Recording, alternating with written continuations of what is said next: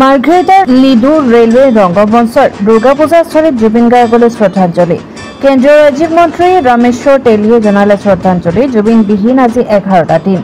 অসমৰ ৰাইজৰ হিয়াৰ আমঠু জুবিন গাৰ্গৰ অকাল বিয়োগত শোকস্তব্ধ সকলো। তথাপি পৰম্পৰাগতভাৱে মহিষমৰ্দিনী পূজা অৰ্চনা আৰম্ভ হৈছে আৰু এইবাৰ পূজা মণ্ডপসমূহত মহান শিল্পীগৰাকীলৈ শ্ৰদ্ধা নিবেদনৰ বাবে প্ৰতিচ্ছবি ৰখা আৰু শ্ৰদ্ধাঞ্জলি অনুষ্ঠানৰ আয়োজন কৰা পৰিলক্ষিত হৈছে। ব্যতিক্ৰম নহয় ঐতিহাসিক লিডু ৰেলৱে সাৰ্বজনীন প্ৰাংগণৰ দুৰ্গা পূজা সমিতিৰ উদ্যোগত আয়োজন কৰা দুৰ্গা পূজা মণ্ডপ। আজি পূজা মণ্ডপ প্ৰাংগণত আয়োজন কৰা হয় মৰমৰ শিল্পীগৰাকীৰ শ্ৰদ্ধাঞ্জলি অনুষ্ঠান। কেন্দ্ৰীয় ৰাজ্যিক মন্ত্ৰী ৰামেশ্বৰ তেলীয়ে বন্তি প্ৰজ্বলনেৰে উক্ত কাৰ্যসূচীৰ শুভাৰম্ভণি কৰা পৰিলক্ষিত হয়। ইতিমধ্যে অসমৰ মুখ্যমন্ত্ৰী ডক্টৰ হিমন্ত বিশ্ব শৰ্মা ডাঙৰীয়াৰো অনুৰোধ আছে যে পূজা মণ্ডপবিলাকত আমাৰ হিয়াৰ আমঠু জুবিন গাৰ্গৰ শ্ৰদ্ধাঞ্জলি এটা অনুষ্ঠান হ'ব লাগে। তেনেকৈ মই বিভিন্ন মণ্ডপত গৈছোঁ। মই কালিৰ পৰা ঘূৰি আছোঁ আৰু মই জানোতে প্ৰায় 15টা মণ্ডপত ইতিমধ্যে গৈছোঁ আৰু দেখা পাইছোঁ যে প্ৰত্যেক মণ্ডপত তেনেকৈ ব্যৱস্থা কৰা হৈছে। আৰু এতিয়া আমাৰ লিডুৰ যি পূজা ইয়াতো আমাৰ পূজা সমিতি বিষয়ববীয়াসকল খুব সুন্দৰভাৱে তাৰ শ্ৰদ্ধাঞ্জলি অনুষ্ঠান পতা হৈছে আৰু মই তাত শ্ৰদ্ধাঞ্জলি ইতিমধ্যে জ্ঞাপন কৰিছোঁ। তাৰ লগতে তেওঁলোকৰ যি পূজা মণ্ডপ এইটো অলপ ব্যক্তিক্ৰমী। নিশ্চয় আমি যেতিয়া পঢ়ি আছিলোঁ LP স্কুলত আম এনেধৰণৰ ঢোল তেওঁলোকে ইয়াত তেনেধৰণৰ ইয়াত ছবিবিলাক আঁকিছে আৰু আমাৰ ইয়াত এই পূজা ভাগিলৈ যিসকল জনতাই আহিব তেওঁলোকক মনত পেলাই দিয়া হৈছে যে আমি শিশু অৱস্থাত যিবিলাক আমি পঢ়িছিলোঁ LP স্কুলত এই কথাবিলাক ইয়াত তেওঁলোকে প্ৰতিফলন কৰিছে আৰু তাৰ কাৰণে মই নিশ্চয় আমিও পাহৰি যোৱা কিছুমান কথা ইয়াত আমাক সোঁৱৰাই দিয়া হৈছে। সেইকাৰণে মই পূজা সমিতিক মোৰ ফালৰ পৰা বহুত বহুত ধন্যবাদ জনাইছোঁ। তেওঁলোকে গম পাইছোঁ প্ৰায় 2 মাহ সময় লাগিল তেওঁলোকে যি আৰ্টিষ্টে আৰ্ট কৰিছে তেওঁলোক 2 মাহ সময়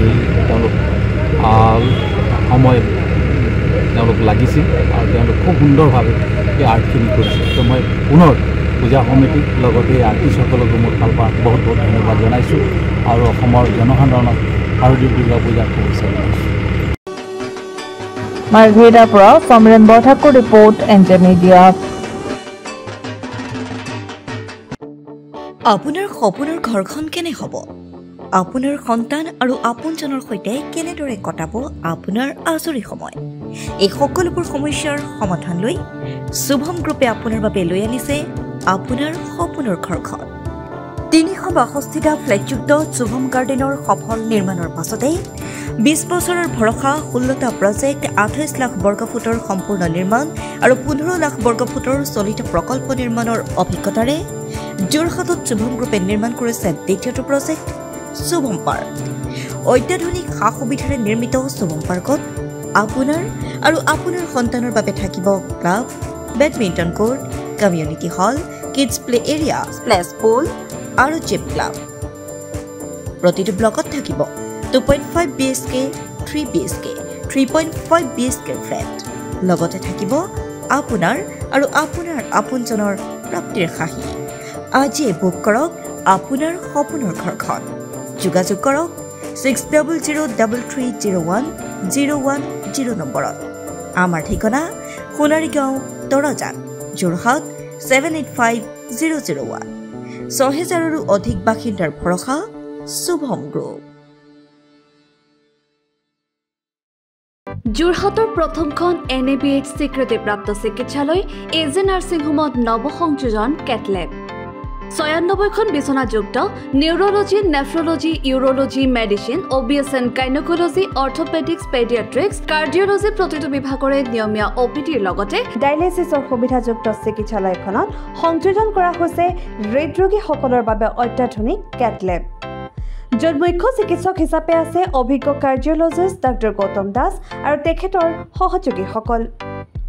ইতিমধ্যে যোৰহাটস্থিত চিকিৎসালয়খনত প্ৰথমবাৰৰ বাবে সম্পন্ন হৈছে এনজিঅগ্ৰাফি আৰু এনজিঅপ্লাষ্টি।